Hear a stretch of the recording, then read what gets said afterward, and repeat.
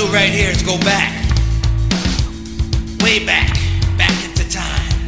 We can rebuild him. We have the technology.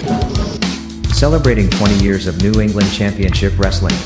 This is the ReGeneration Podcast.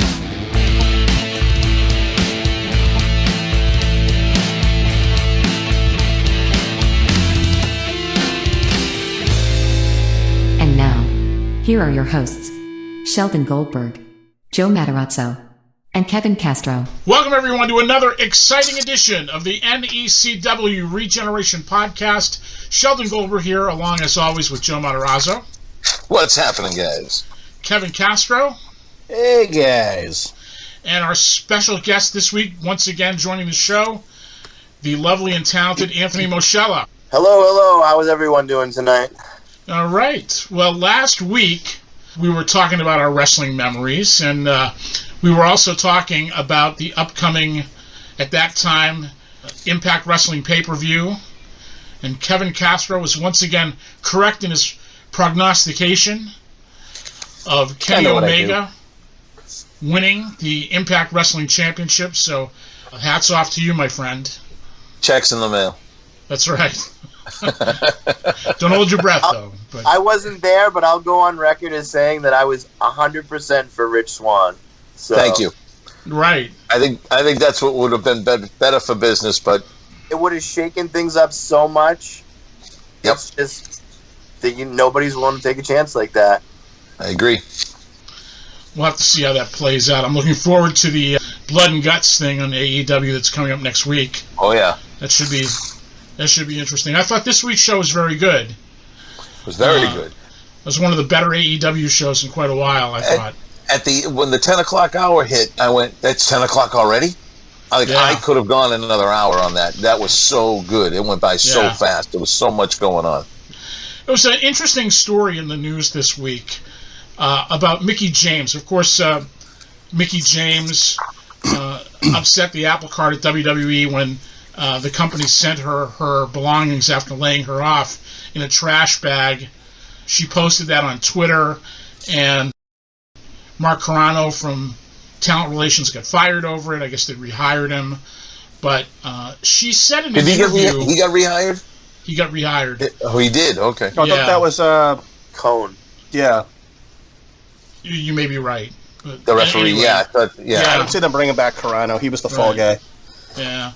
So she had said in an interview that she had pitched an all-women's brand numerous times, and the company told her that wasn't going to be a draw. Right. They basically said that it's never going to happen, that the women aren't a big enough draw. And I was wondering what you guys thought about that. I have my own thoughts, which I'll get to, but I wanted to know what you guys thought about that. Kev, let's start with you. Completely disagree. And I think it's insulting that they would even say that it wouldn't be a draw. I mean, the success of their Evolution pay-per-view alone, you would think that they would have learned something from that. Unless, I never looked at the numbers, so maybe me calling it a success isn't, completely true. Maybe they saw that as not as successful as they would have liked to have done. But, to give something a chance once and then just let it die, I think they're just leaving money on the table, even though they're getting all the money everywhere. Joe, what do you think? I agree with Kev. I think it's a shame because you can't... I mean, good God, look at some of the women that they got right. Charlotte Flair is probably one of the top 10 wrestlers out there right now. Between men and women. Exactly. Yeah. Doesn't matter. Yeah. The Evolution pay-per-view was actually, it was probably one of their worst buy rates that they had. But when you compare it to other things, I mean, it was revolutionary. So, I mean, I just can't understand why somebody would make a blanket statement like that. We're not in 1940 where it was an attraction anymore. Right. You know what I mean? These women have a following. These women are, there's a reason why, divas, total divas, and Ms. and Mrs. and anything that has the women on it, the Bellas. Right. The huge numbers they do on their own shows. And their biggest attractions right now are women. Absolutely. Anthony, what do you think? So I've actually been like, as I listen to you guys answer these questions, I've been kind of going back and forth on it. So like realistically, I do believe they did give out some evolution numbers, and they weren't too far off from, you know, what kind of like an NXT brand numbers would be. It wasn't the kind of numbers of, you know, their main roster, but, you know, it wasn't anything to shake a stick at. I think it's money, personally. The only thing is it's the money that they don't want to pull away from their main brand right now, and that's why. I think it supplements them because it's such a big part now. And like I said, the idea is you want to bring girls into wrestling because the majority of girls are into wrestling because they see other girls. They're role wrestling. Models. Yeah. Yeah, and that's what they're role models. They're bringing a whole new generation of fans, and like realistically, leave it on the table like that. I think is kind of silly. Impact is supposed to be bringing back they want to bring back the TNA brand because that brand is valuable to them. They want to bring that back as possibly a women's division. I did see that the other day. But I think that's like one of the things is like you're either going to have to make it kind of like an attraction less than just women's wrestling. I think there might have to be like more different types of production that would have to go into it. It would have to have its own look and feel. You couldn't just put out the WWE product and just have women wrestle. I think that was that's what Evolution was, and to me it just looked like a bunch of women's matches. It didn't look like its own brand. And I think there's a lot more that goes into it. And I think that's probably what kept them from going through with it or shooting the idea down per se. I think that falls on their booking though. You figure they started the Women's Revolution, you know, and it popped up on Twitter, and then they decided, okay, well, now we're going to get behind the women. How quickly did that disappear? You know, now we're right back to the 2-minute matches. Yep. Like I've always said, you know, the great promoters make you buy what they want to sell. You know, it's up to the company to decide if that's a priority and how to package it and how to market it.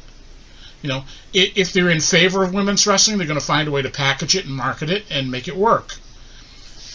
If the attitude is, this is not so great, but we've got to have it, then you get what you have right now.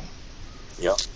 You know, I agree. I think that, you know, there's been enough instances of women's promotions doing decent business that if the WWE really, you know, put its resources behind it as an organized thing, as a separate brand, then they could make it work. You know, it depends on how badly they want to make it work. And I think the attitude right there is that they don't want to make it work that badly. Although I find it interesting that arguably that the top attractions they've had in the last several years have all been women. But Sasha that's what Banks, I mean. Becky Lynch, Charlotte Flair. But if they were to pull that away and make it its own product, that might damage the existing product, and I think that's their fear. Is they know that their biggest draw. They see it as all one thing. They don't see it as separate. Yeah, but again, like we discussed previously, I feel like because I feel like he's treated a lot differently. All the successful people they've had has been, you know, in spite of what they've been doing. Becky Lynch got herself over. Yeah. You know, Sasha Banks gets herself over. Got herself back. Exactly. Yeah. Yeah. Yep. Right. Because how long was she being booked in like squash matches, and like the crowd just got behind her? And then that one Nia Jax right hook. Oh yeah. Put her like at the top of the heap right there. She sucks. But look at the women's tag team division. You know, they made a big deal out of that, and then they ruined it within a matter of less than a year. Somewhere along the line, they just decided it wasn't important, and they just de-emphasized it. Right. And that's what it just falls to the wayside. It doesn't get that main event push. It doesn't get that main event attention, even by not necessarily by the fans, but by the people involved in creating the match. They don't get even some of those women's matches that were so good. They were like 15 minutes. You know what I mean? They weren't getting half an hour, or if they were, you know, whatever match after that was getting 45. You know, it wasn't, they weren't going to get that biggest slice anyway. It's a lost opportunity. Because it's not like they don't have the talent, because they have the talent. It's just a matter of booking that talent properly and presenting that talent properly. Even regular tag team wrestling for a second. You know, they have no interest in pushing actual tag teams.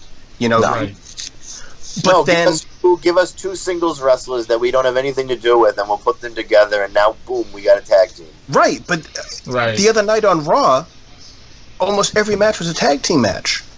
So it's like, how can you hate tag team wrestling, but then that's the only way you can try to get storylines over? It's how they can shoehorn everybody into the program. Yes. By doubling them up. But that's what I mean. I think it's so sporadic with just storytelling in general that, you know, they were probably like, you know what we haven't done in a while? A tag team match. Hell, why don't we throw some tag team matches tonight? Like, I don't think that there's any... Right. You know what I mean? Like, they're not like thinking in their head like, man, like we should utilize the tools that we have available. It's just that spur of the moment. Like, they're trying to like recreate that, you know, on the fly booking that, you know, has created magic, no doubt, over the years. But like I said, it's not something that you can just do. It has to happen, you know? Right. But it's like they just have completely forgot how to put on a wrestling show. It's crazy. Or they're so obsessed with putting out something that's different than a wrestling show.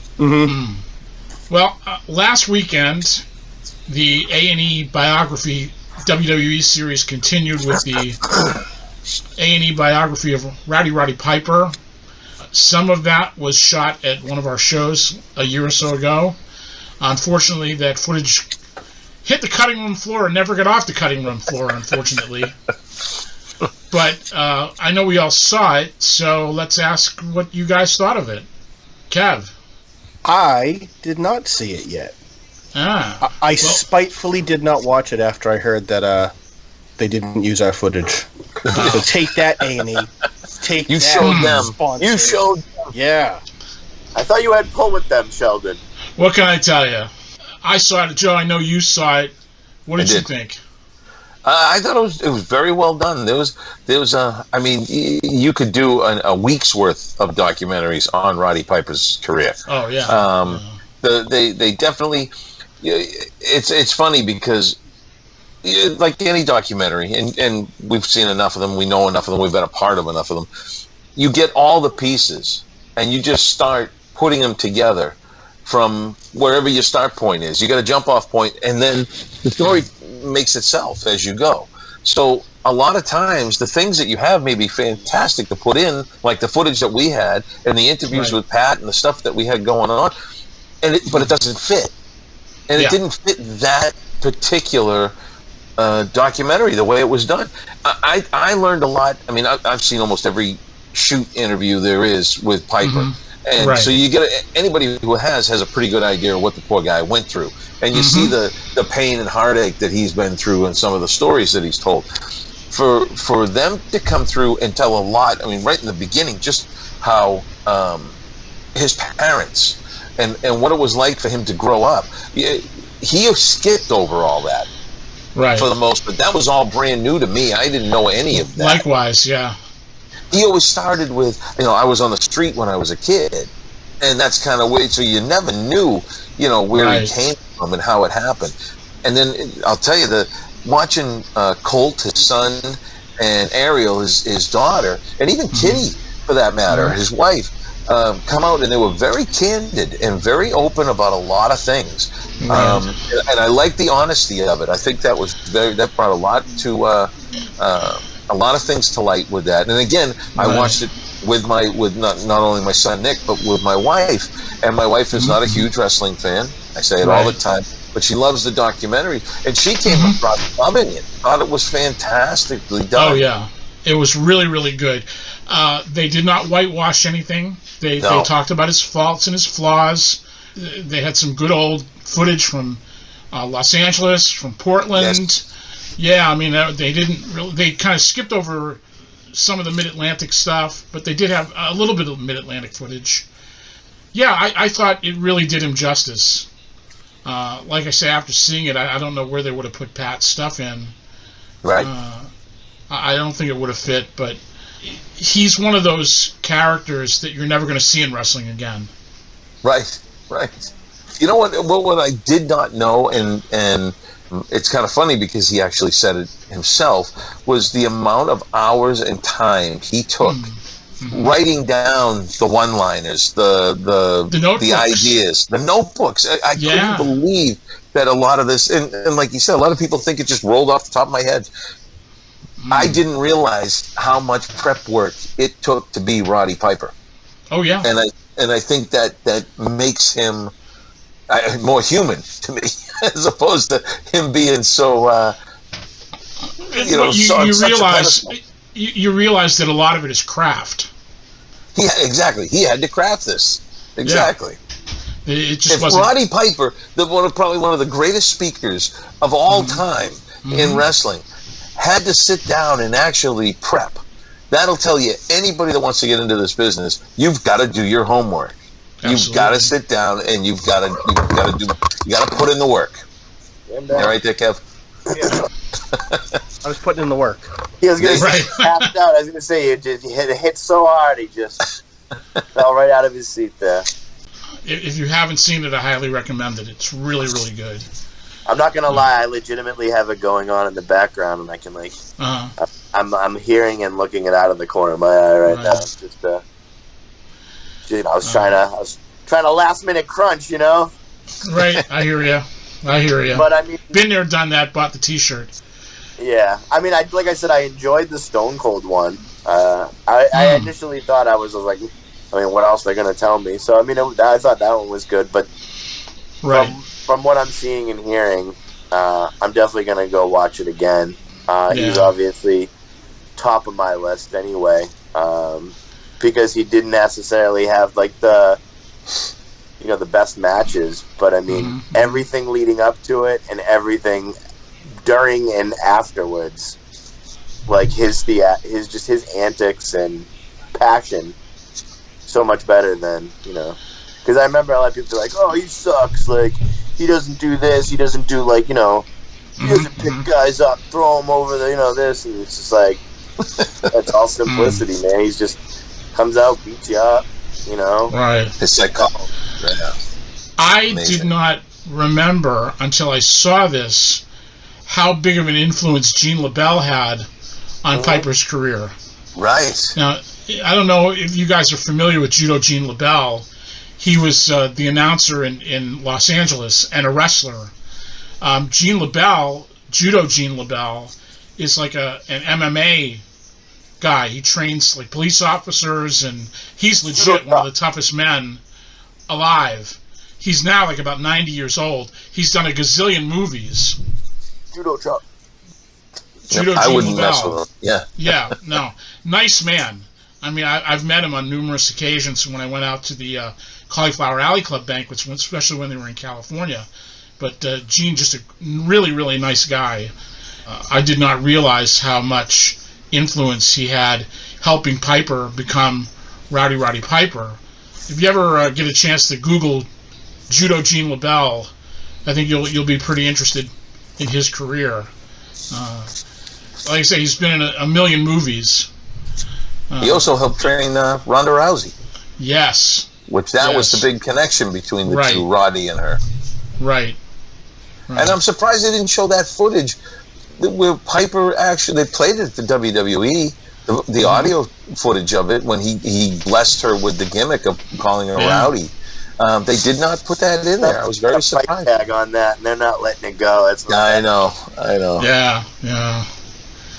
So interesting stuff. Randy Savage is coming up this weekend. Of course, that will already played by the time. By the time this hits the YouTube channel, so I'm looking forward to that. It'll be interesting to see how much they get into with Randy. You know that they're going to be well produced. Yep. Oh, that's the thing. You can tell, I mean, A&E is that's what they do. You know what I mean? So, right. It's going to be done with. They're giving these things. They're giving these things 2 hours, so it's not like they're scrimping on time. Yeah. Interesting stuff. Looking forward to more. I got a chance to see the Lost Treasures show for the first time. I missed the first one. I like the second one better.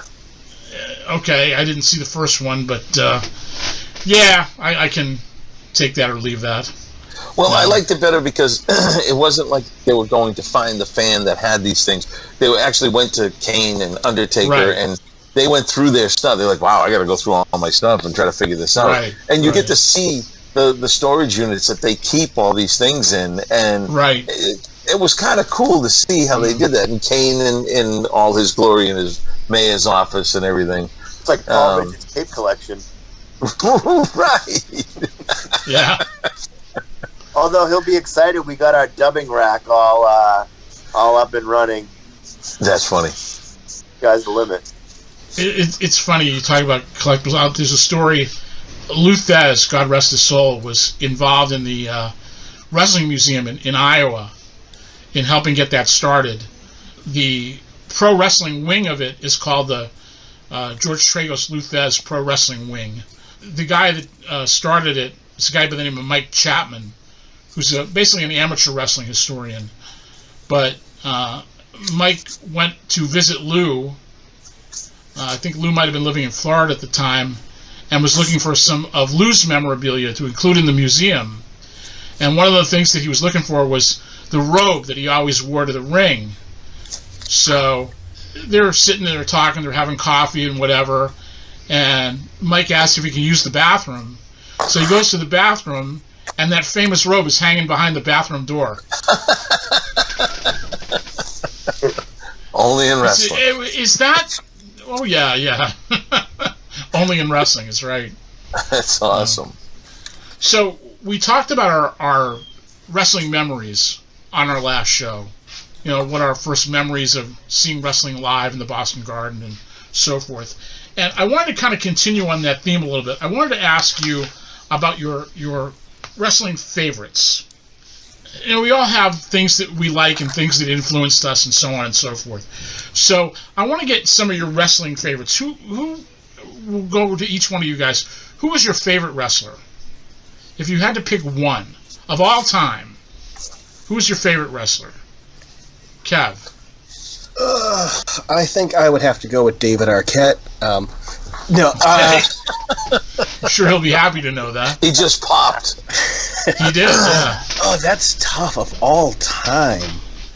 Well, you can pick a couple, you know. You have to limit it to one. Mr. Perfect comes to mind. Okay. From my Ute. And then just ECW as a whole. You know, because that was... Damn, you stole my answer. I was reading your diary, sorry. But, yeah...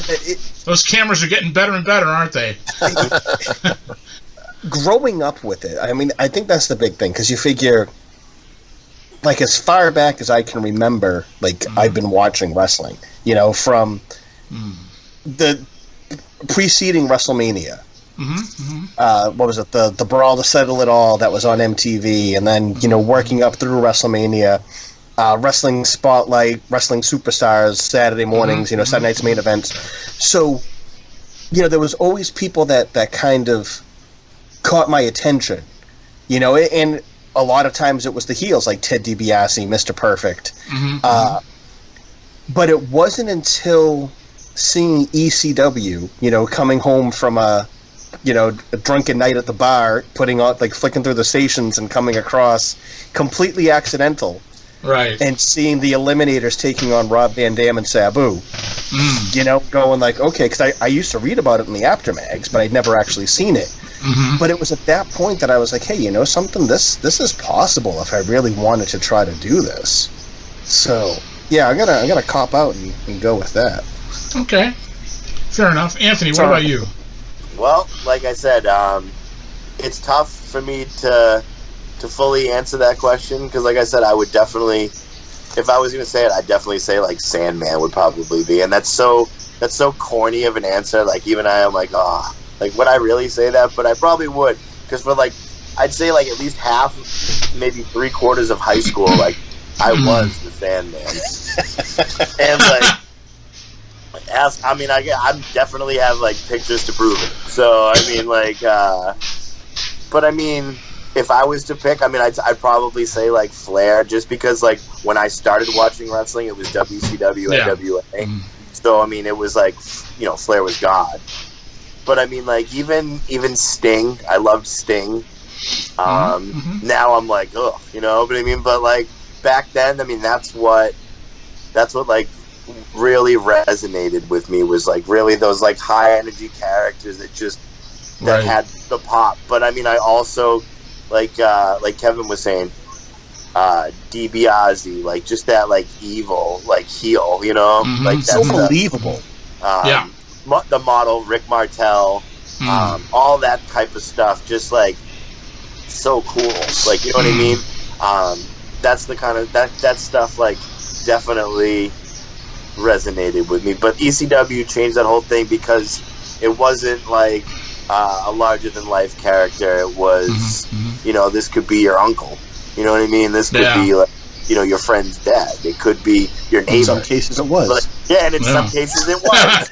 So that's and that's definitely the appeal. And it was definitely something, I mean, obviously everybody tries to recreate it every day with every, you know, since the death, it's been recreated every day, but I don't think it's possible. I think it was literally a moment in time. It was half workers and it was half the fans. Like, you know, if they didn't give what they gave, we wouldn't have gave what we gave, and that formula just can't be duplicated. You can't get the equal parts anymore. It's just not things that they were doing wasn't happening everywhere. It was there, you know what I mean? And if you weren't there, then you weren't part of it. Now if it's in little percentages scattered around the world, I mean, you're only going to get a percentage of that feeling, and that's just how it is, you know? Joe, what about you? Who's your favorite wrestler? So, I mean, if I had to break it down to one, I'd have to go with Kevin Von Erich. Okay. I've always, it's just something about, very influential in what I did and what I saw. Very, very believable. I mean, anybody who ever worked him in the match said it was like being in a bar fight every night.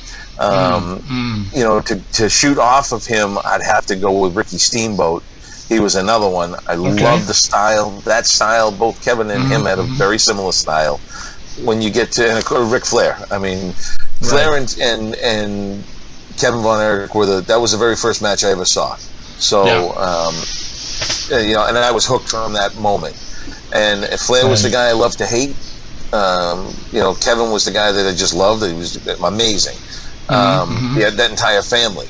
But Kevin was the one I gravitated to the most. Steamboat, and it's just funny because it all revolves around Flair when you look at it. Steamboat and Flair had some of the most epic matches, you know, that of all time. As far as the heels go, I mean, you know, Roddy, you can't beat Roddy as a heel. And yeah, that'd probably be my pick. Right, I love. You brought up Rick Martel. Loved Rick Martel. I loved it before he became the model. I loved the fire in him. He'd fire up, and the hands would get going, and he'd start. There was nothing like that babyface fire when they did that. I loved that. That's in real life, one of the nicest guys ever. Absolutely, yeah. We actually had him on the radio show, and he was super nice guy. See, it's kind of funny, like, looking back at it. I think I have more memories of Piper as a face than a heel. Yeah, That's funny. A lot of my favorite Piper stuff was probably when he was like almost doing like the comical baby stuff, you know? Yeah. Like we were just having a good time and laughing, you know? Being a generation or so before you guys, I grew up with Bruno San Martino. Yeah, of course. And San Martino was just the most legit looking guy ever. People believed in Bruno San Martino. I mean, he just looked the part. You know, if you put the words World Heavyweight Wrestling Champion in the dictionary, you'd put Bruno's picture next to the words. He just looked the part. He just looked like if they had a central casting for wrestlers, Bruno San Martino would be the perennial World Heavyweight Champion. He's Johnny Bravo. He fits the suit. I mean, look at all the Look at all the like generic wrestling figures that they made. They were basically just like made to look like Bruno. You're right. No? That's right. Yeah, they were. Yeah. You're right. Yeah. The hairy chest, the little blue shorts. That was it. Right. Right. The thing with Bruno too is that he didn't disappoint later on in life. Like you look at Hogan, you look at Flair.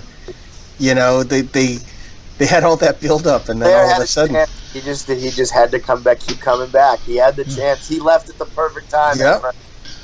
I mean, Bruno San Martino, especially to Italian Americans, because they so identified with him. He literally was the immigrant that came over to America after World War II, a 98-pound weakling, and built himself up into being one of the strongest men in the world. I mean, you'd go to people's houses in the North End, there'd be 3 pictures on the wall. Jesus, the Pope, and Bruno San Martino. That's right. That's it. In that order. You're right. Exactly. I mean, he was just revered by people. No pun intended. The Trinity. Yep. Yeah. I mean, it's hard for people to picture that now, but I mean, and my grandfather's probably rolling over his grave because I didn't say it. Right. So it's okay. He's all right, Grandpa. Yeah, that's right. Yeah, give him a pass. But no, the times. It's funny if you don't grow up in a time period. It's hard to appreciate, how people believed back then in those days. But man, like people, I mean, Pedro Morales, we talked about him on a previous show. Yep. How they practically killed Blackjack Mulligan in the Boston Garden. That's right, he got stabbed, yeah. Fan jumped the rail and tore his leg open. Yep. He almost bled to death. Piper talked about getting stabbed and so forth. Exactly, the good old days. Freddie Blassie, when Freddie Blassie was, in his heyday, I mean, people threw acid on him. Yeah, that's right. They wanted to kill these guys. Can you imagine the heel that was going on next? Oh my God! Like Freddie Blassie comes back. Someone threw acid on me. Head note, guys. All right. When my friend, the late Hiro Matsuda, when Hiro was alive, I asked him, because he was a hated villain. Back then, in the 60s and 70s, I mean, wrestling was still fighting World War II. The Japanese and the Germans were reviled by people. I said, how did that make you feel? I mean, the people were trying to kill you. He said to me, I loved it. He said, the more they hated me, the more I loved it. That's how I knew I was doing a good job. Wow. Yeah. Hiro was a tough man. I mean, he was not a guy to be trifled with. No. He would tell stories about when he worked for Eddie Graham, how if somebody was doing an outlaw show, it was what they called shows that were not being promoted by the main office of that territory, Eddie Graham would send him down there, and he told the story to me about a show at a bar, and he goes there, and he sits in the back and drinking a beer, and the guy that was promoting the show was wrestling, and he was in the main event. So he waited for the main event to get in the ring. He put down his beer, walked into the ring, beat up both men, and then left. You gotta love the old days. It's like one of those things. Why did that have to change? Why couldn't that be the way it is now? I'm bringing it back. Somebody has to. Yeah, I got your back. I'll hold your beer. We live in a litigious society, and the whole I know, but frontier justice. In my defense, I would take the defense, and I would be like, well, have you ever heard of the time? You know what I mean? And then right. That would be like a case study. I mean, like, lawyers would love That's that. it. That's it. Yeah. I'm going to reference past for the day. Be like, this is real wrestling. We're just bringing it back. Right. Well, Cornette tells a story about Bill Watts, how the fans down in Mid-South were so... If a fan jumped the rail and got involved, the cops would take him back into a room, send the guy in that the fan went after. A cop would stand in front of the door so nobody could get in, and the guy would have his way with him for a few minutes, and then that would be the end of it. Man, I feel like it's one of those things. It's like, man, wish I was born just a little bit earlier, different place. I would have fit in so much better. You know? Yeah. I wouldn't have gotten in so much trouble. Yeah, dude. Nice. I would have. I would have. They would have thought I was progressive. Right. Right. See, I had heard a story. I'm trying to remember who told this to me. It was a couple of local guys. They were in the match, and a fan jumped in the ring, and the heel went to cut him off, and started laying the boots to him, but was throwing worked kicks before he realized he was throwing worked kicks. Because he said, whoever was telling the story, they said the guy just looked at him all confused, like, "What are you doing?" So wait, that's what I mean. Did he sell for him at least? No. You know. And I think that's when he's really started to kick him. And that's why I loved WCW so much. It was always somebody was throwing trash in the ring or somebody was jumping the railing. Like, you were guaranteed that. Just because the referees would take him out. Yeah, that's what I mean. The referees were they were like trained assassins, ready to. We had to.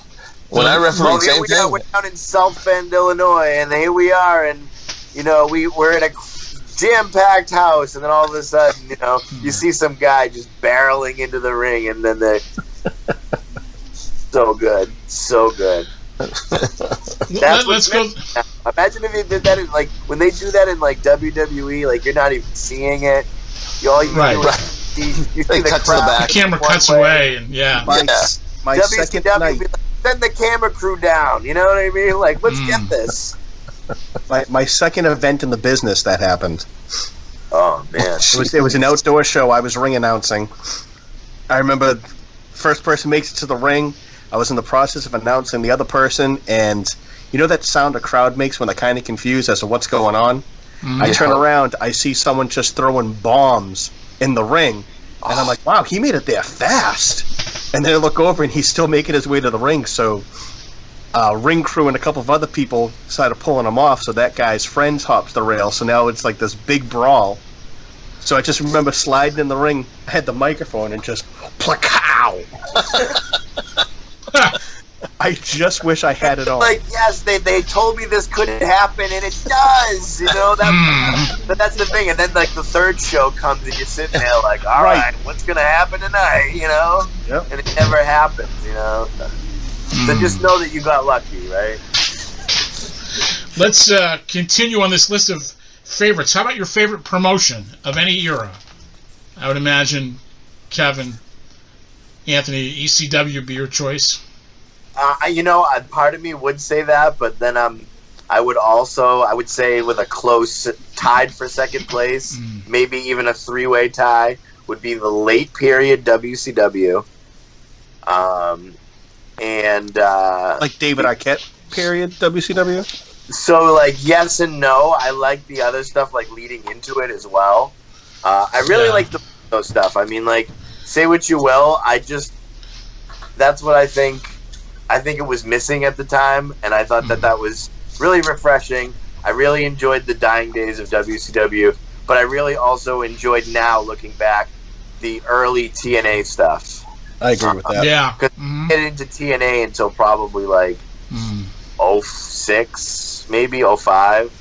So I missed like a ton of good stuff. And then I go back and I was like, this is the continuation of WCW. This is awesome. So, yeah, I mean, like, and then like now, I mean, I would definitely have to say then, yeah, I'm gonna go with ECW as the number one probably, just because I was there for it. Yeah. And you know, Joe. World class championship wrestling, and it's funny because it's actually, I consider world class championship wrestling a precursor to ECW. I think it was my generation's ECW. There, they in were some respects, innovative. The different styles of matches, the realism behind it, the I guess we could call it the violence. You know, I mean, they had strap matches, barbed wire, penalty box matches. Someone please bring the penalty box match back, will you? Great concept. I'm about to go watch the DVD I have now. Right. I mean, the Freebirds and the Von Erichs, that feud went on for years. I mean, they were cowboy boots being smashed over each other's heads. You know, they didn't hold back. It was Right. a brawl, and you believed it, and I think that's what it was. The realism. Yeah. That's it, exactly. Yeah. But that's what I liked. I like my wrestling real, and so that's why. That's where I'd go. I loved World Class. I thought World Class 2 was just a revelation next to the Worldwide Wrestling Federation product that I grew up with in the 60s and 70s. I mean, just the way it looked, the way it felt, the way it sounded, you know. And I told you last week that how I went down to Dallas in '83, and my God, it was just... The crowd is so ridiculously hot, it's insane. Oh, yeah. Oh, my God. Oh, yeah. Yeah. Dude, there's nothing like that Southern wrestling. No kidding. You know? Yeah, I mean, just the buildings and, you know, you got to remember those buildings were built for wrestling. You know, they weren't 20,000 seats. They were like 5,000 seats, 6,000 seats. They were much more intimate. They had atmosphere. It was kind of almost a real country feel to them. The Nashville Fairgrounds, same way.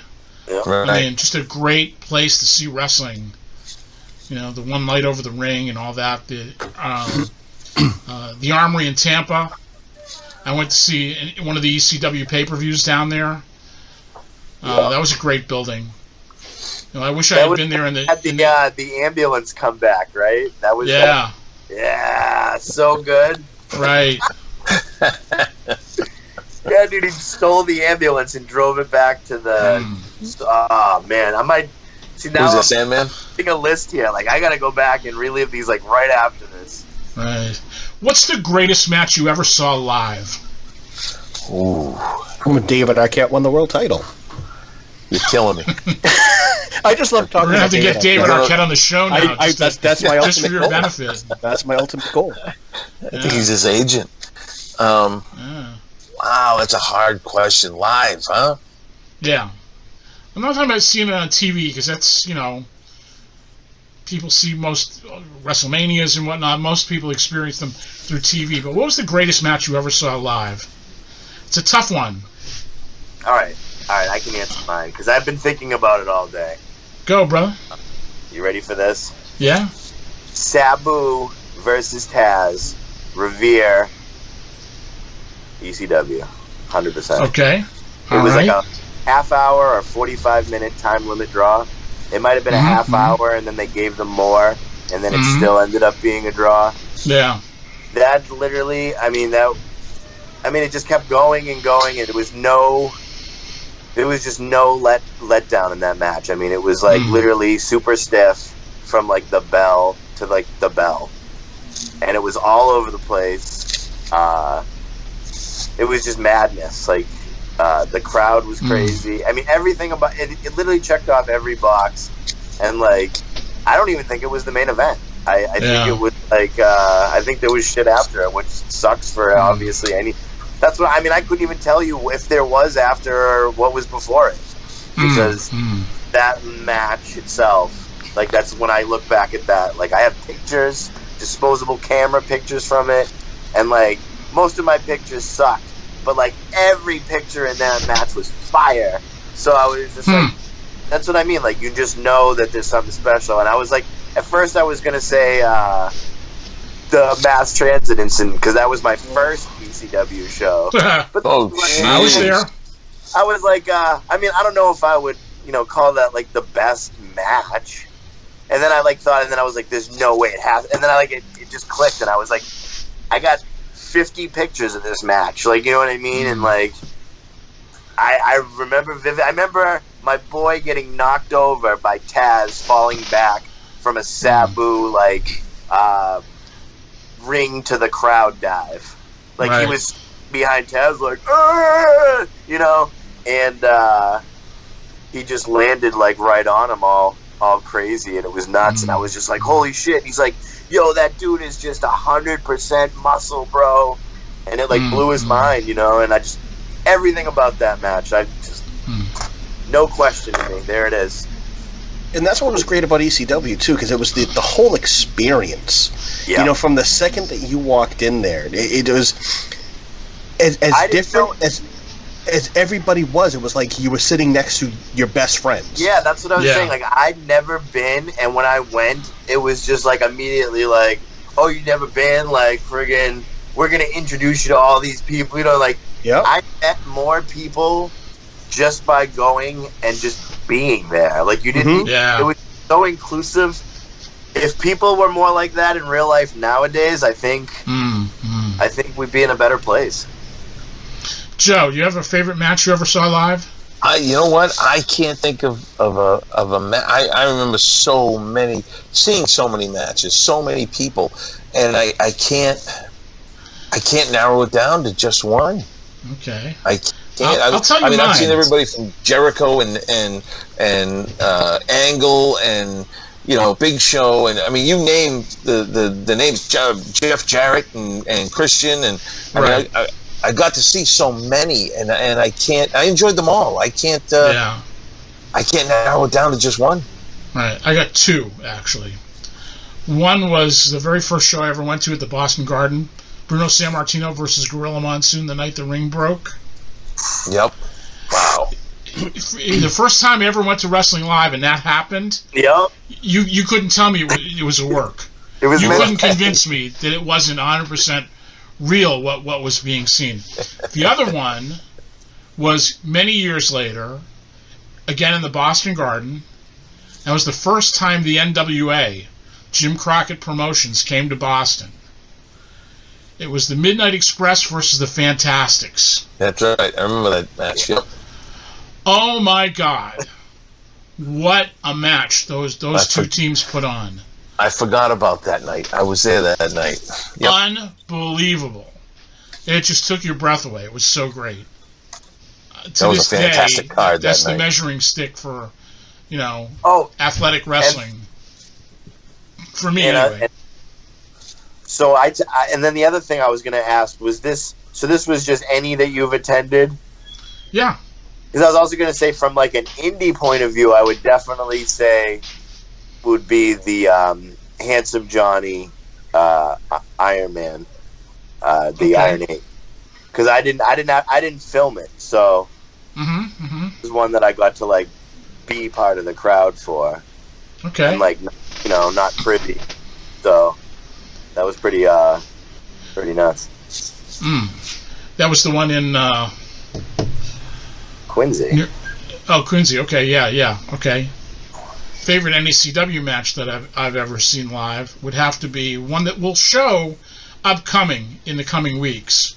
We'll show Bobby Fish versus Eddie Edwards. Iron 8? That's part of the Legendary Series. No, this was a match in Quincy, a singles match between the two of them in Quincy. It was actually the second match that they had. They had a series of matches, and this one went for a half hour. Tremendous. I mean, that match still holds up today against anything you'd see on national television.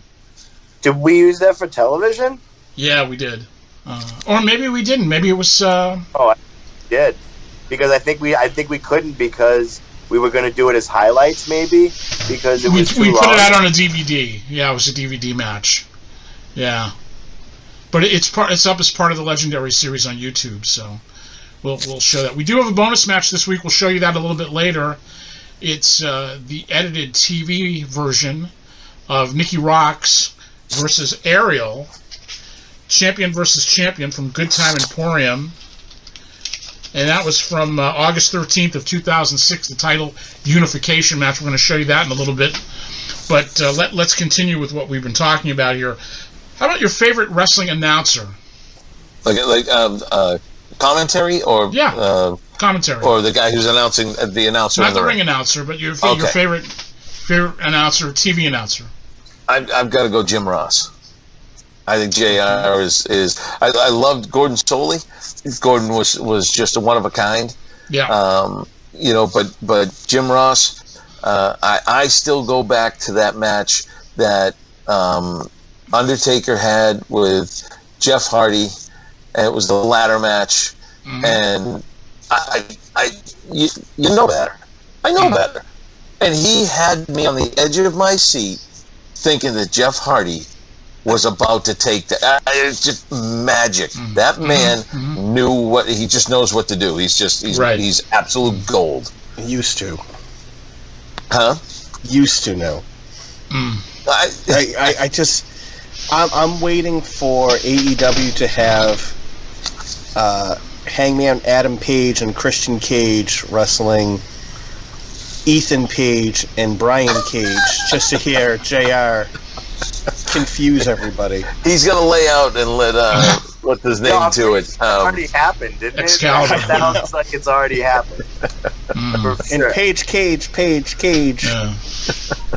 Anthony, We'll you see have you a next favorite Monday, announcer? folks. In a That's cage. my favorite is when he goes, "We'll see you next Monday, folks." It's Right. like, no. He's still the best. So I'll give you mine now. Yeah. Bobby the Brain Heenan. Okay. Kev? Well, I was going to go one way, but now that Anthony just said that, I have to agree with him with Bobby the Brain. He Right. thinks I rip him off all the time. And Joey Styles. Oh my God! I was waiting for that. You know, that was always, I don't know, I always think whenever I hear commentary, if I'm like playing it in my head, I hear Joey Styles. And I also Really? liked Matt Stryker. Yeah. Yeah, Huh, Striker's okay. awesome. I thought Stryker was, I wish they would have used him more. I'm glad that he's doing Impacts now. Yeah. But, Doing a great job in it. yeah.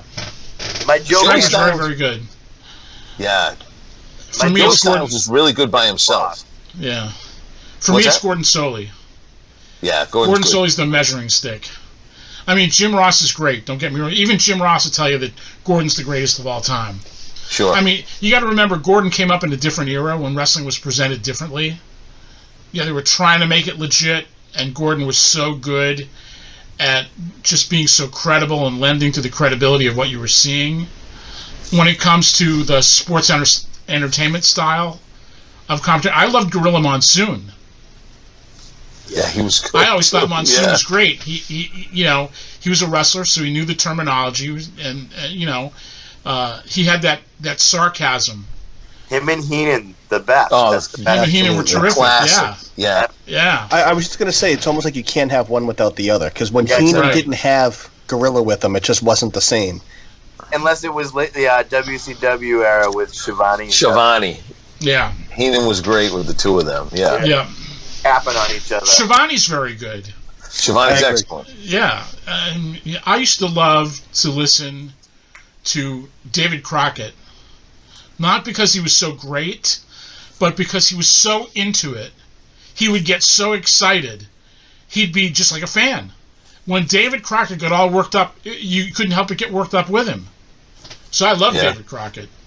And people thought he was a horrible announcer and all that, but no, I thought he was just put you right with him and got you excited for everything you were seeing.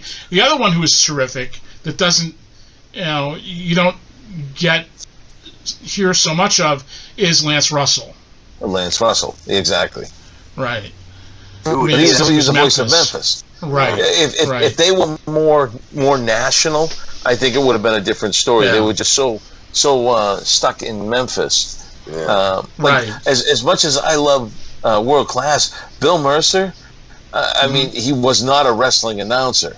No. He came from. It was a baseball, wasn't it? He came from. Yeah, baseball, football, or whatever. Yeah. Yeah, much It's slower almost like pace. you want to just call baseball as wrestling. Right, but you know what? He brought credibility to what he was doing, Right. but he just wasn't the best wrestling announcer. Right. He was a good broadcaster, but not a great wrestling announcer. Right. Exactly. The late Larry Matisic did a great job in St. Louis. Yep.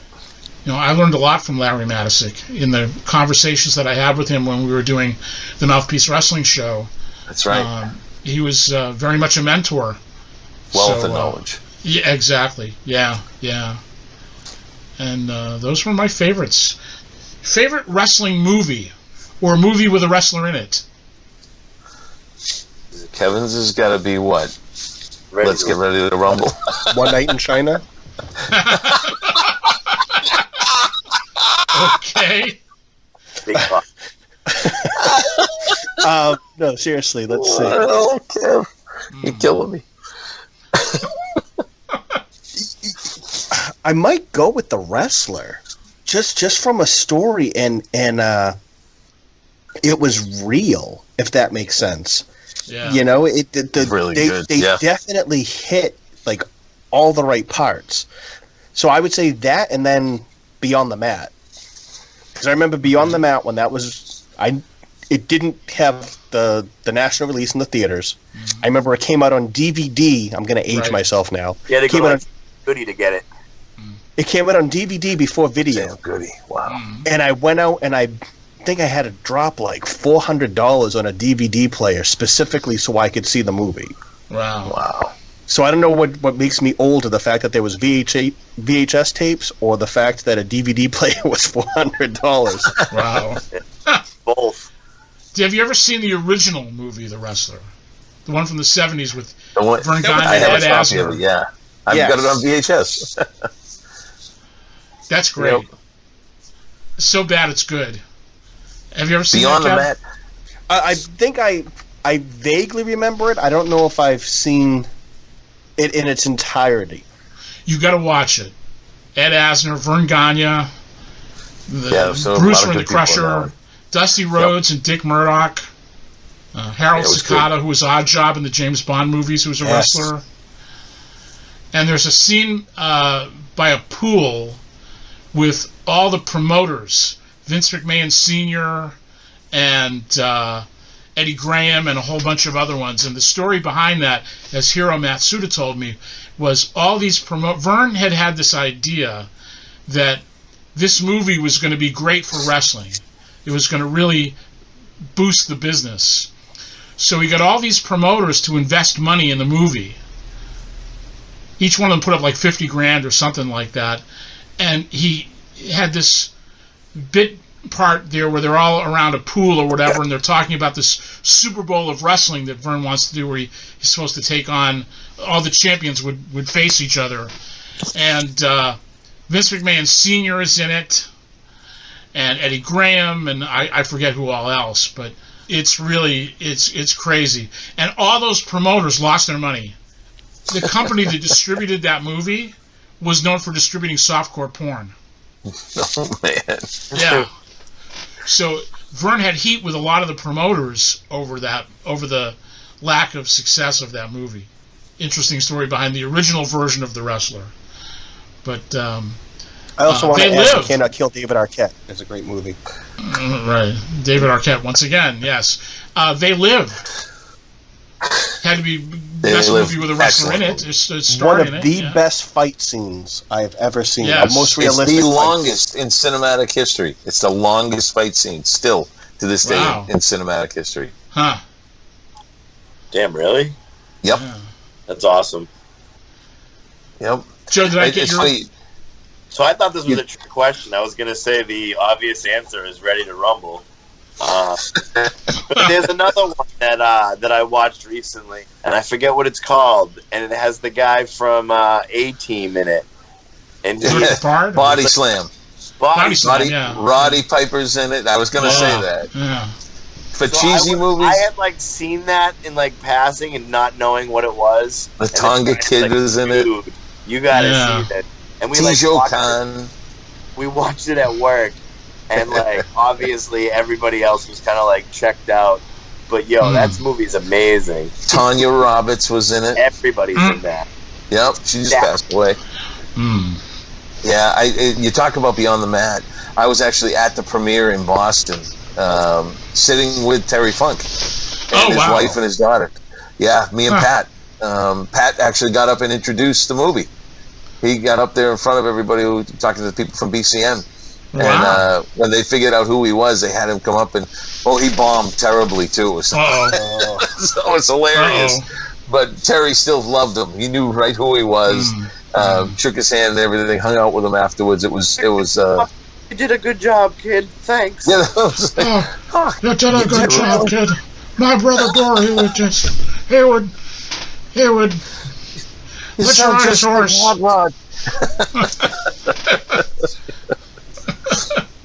He's doing better too, right? I heard he's doing better now. Oh yeah. He seems to be doing a lot better from what I'm hearing. Yep. He was having a hard time, all busted up. So, I mean, Sheldon, you'll know off the top of your head, what was the Henry Winkler movie where he played the German? The one and only. In wrestling. The one and only. That was it. Thank you. Mm-hmm. Yep. It was supposed to be based on Gorgeous George. Yes. I have that on DVD here, right on my desk. I've got that on VHS somewhere myself. Yeah. He's like, oh, I'm just gonna check it out. Did you really have it right over there?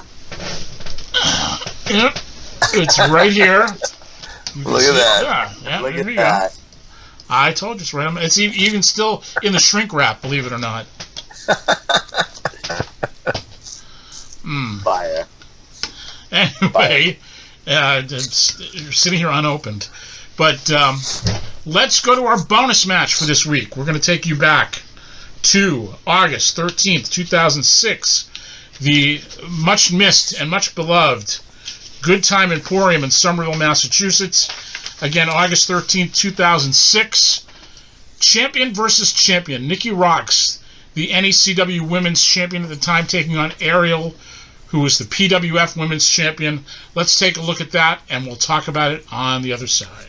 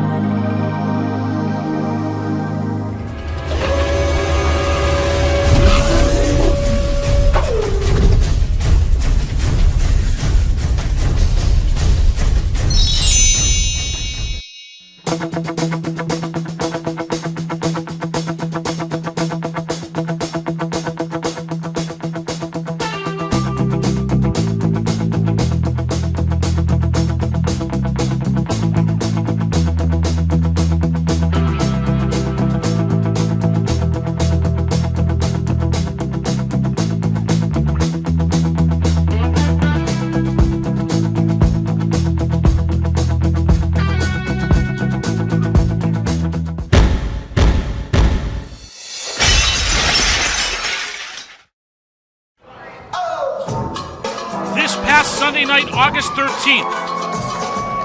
There you see Ariel, the PWF Mayhem Women's Champion, as she gets ready to face the NECW Women's Champion, Nikki RRoxx, for all the marbles. All right, ladies and gentlemen, the following contest is scheduled for one fall, no time limit, no count out, no disqualification. There must be a winner to this contest. Introducing first, from New Bedford, Massachusetts. She is the current reigning and defending PWF Mayhem Women's Champion, Ariel.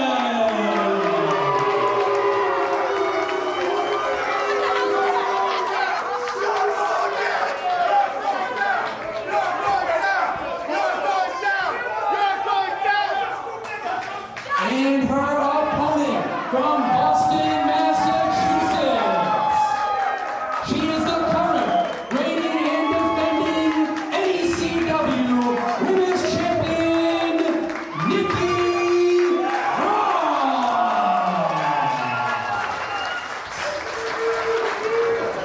And the stage is set. Ariel pie faces Nikki RRoxx. Nikki retaliates with a forearm. Ariel retaliates in kind. Fans and critics called this match the greatest women's match of all time. An incredible hard-hitting display that lasted almost 30 minutes. There you see Nikki RRoxx with a kick. Ariel taking out the leg. The match went to the outside. Nikki RRoxx throws a cocktail in the face of Ariel, and Nikki RRoxx ascends to the top of the bar. Folks, words and pictures cannot describe the scene adequately. Ariel gets pounded by Nikki RRoxx with a high-class body, and there's Ariel with a fork lacerating the forehead of the NECW Women's Champion. These two women went at each other non-stop for nearly a half hour. There you see Ariel pounding Nikki RRoxx with chairs. This was an unbelievable display. Ariel with a neck breaker on Nikki. Near fall after near fall. Nikki RRoxx with a Barbie crusher. Not enough to put away Ariel. Nikki RRoxx on a table now. Ariel upstairs. Ariel sets herself. Nikki RRoxx rolling off the table. And Nikki RRoxx moments later with a Barbie Crusher would get the 1-2-3 to become the first Triple W champion.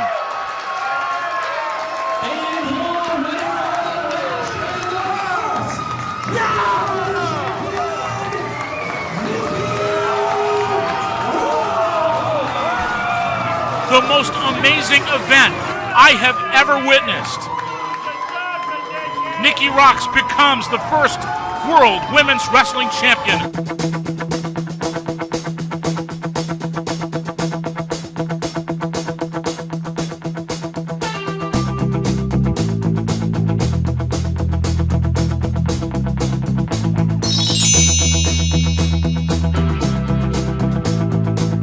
Okay, a landmark match in NECW / World Women's Wrestling history. Something that took a lot of people by surprise. We talked about the AEW match between Thunder Rosa and Britt Baker with thumbtacks and so on and so forth. This was the most violent women's match I think that had ever taken place in New England wrestling up until that period of time. So none of you guys were around for it, I don't think. So, Kevin, let's start with you. What did you think? My first thought, because I was trying to do the timeline, so this was pre-Diva era in WWE, I believe? Or was this right at the beginning of the Diva era? Mm-hmm. Okay. Complete opposite of that. And that's what I liked about it. You had 3 women, because we had formerly known as Natalia as the referee. So 3 extremely talented women in the ring. Just the physicality and the viciousness that they showed, between pulling the fork out and pulling an Abdullah the Butcher, and the table spots.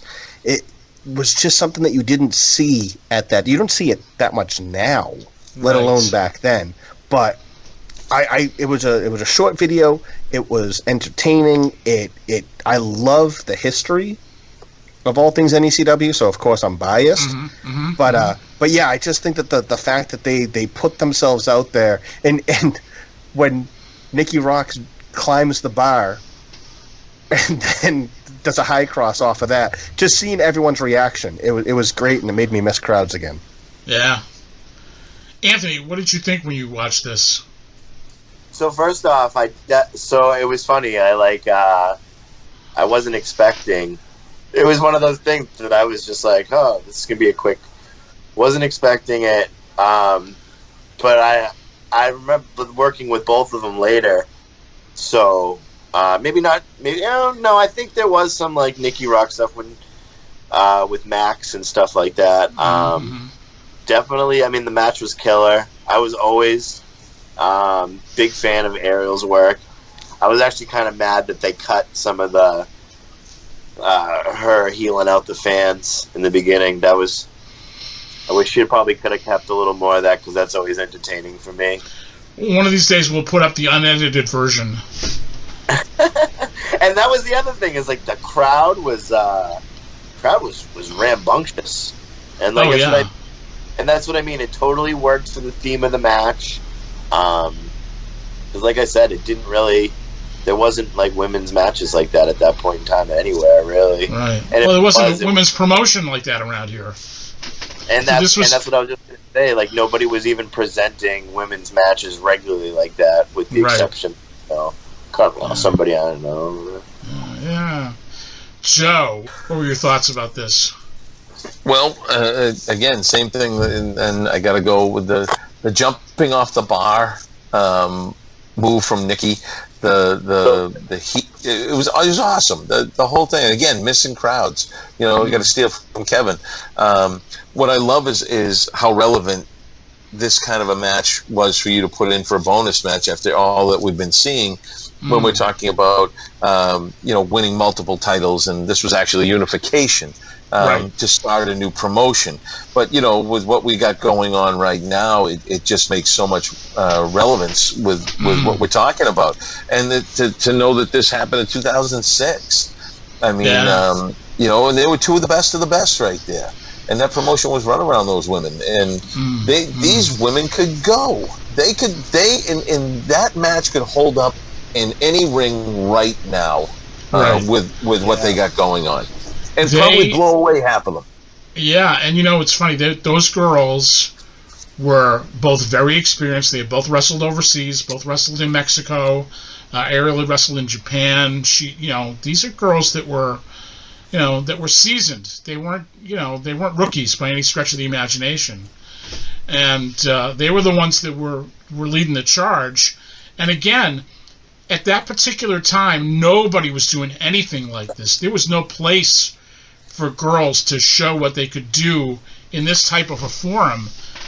So to have it, Shimmer had been running for a little bit.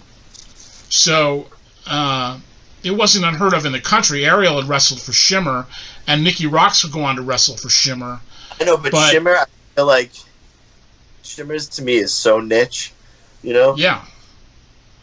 But, we were trying to do something completely different for this area, and we succeeded. Absolutely. And Good Time Emporium was the perfect spot for it. It was intimate. It wasn't, the fans could really get into it. Like you were saying, the fans were really rambunctious. They were really into what they were seeing. I mean, this was like a revelation for this area. They looked at it as like a show for them. Yeah. It wasn't a wrestling show that you were doing for yourselves. It was a wrestling show you're doing for them. That was definitely that's definitely the reception that crowd. They got their money's worth out. Yeah, they sure did.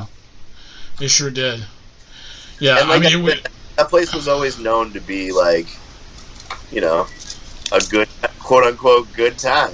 So, oh yeah. I see what you did there. I was gonna say I have a few experiences over there that there were a lot of crazy things that went on over there.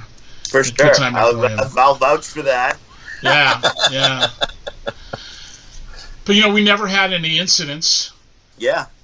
Running there, we never had any incidents. We were always on good terms with the management and so forth. There was one time, funny story. We were talking about live shows and live experiences before. We used to do a lot of our shows out in what they call the birthday party area. Yep. And the way they would separate it from the rest of the place was they would drop tarps from the ceiling, and they would cut the big birthday party area down, and that's where we would run. We'd set the ring up in there, and this was just outside where that nightclub was. So we're doing a show in there one night, and this was early on, and there were some kids that were looking through the tarp. And I forget who was in the match, but the match went outside the ring, and there was this kid who had his head stuck. He didn't want to pay, so he had his head stuck in the tarp. And so when the guys brawled around to where the tarp was, the guy just gave a kid a shot in the face. Boom! The kid's father was all upset. He wanted to have whoever was arrested and all that, and when it was explained what the kid was doing, the cop goes, "Well, you shouldn't have put your head in the opening there. What did you expect?"